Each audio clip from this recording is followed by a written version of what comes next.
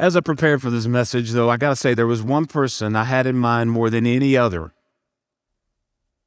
There was one person I kept thinking the entire time, I got to know what he thinks about this passage.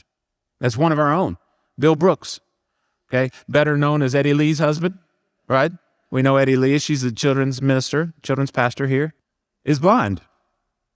Bill can't see. He wasn't blind from birth, though.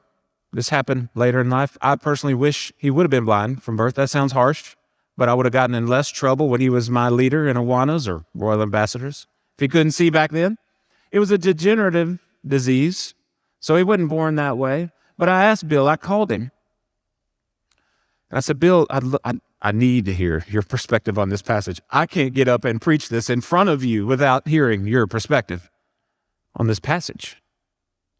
And of course, he did an amazing job of talking about the theological points of the passage, much of what we've covered immediately. We're at the front of his mind, because you want to talk about passages he's dwelt on in Scripture?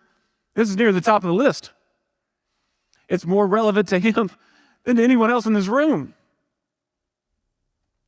He said, but John, let me tell you what this means to me. There's the theology. Let me tell you what this means to me personally. So many times I've asked God, why? Okay, why? Why did you allow this into my life? And he said, to be clear, I've asked God to heal me many times. In fact, I remember the Sunday he came down front. We were praying for healing for many. He came down and asked for healing. I got to tell you, that was very moving to me. Where is my faith? What kind of things have I just accepted? What kind of things am I not praying for God to move? Where have I given up hope that he might change and heal? Not Bill. Maybe he'll heal today. I've asked. But John, here's where I've landed. And this is where this passage has meant so much to him. Whether God chooses to heal or not, I'm going to trust that his glory is at work. Whether I can see or not, he's in control.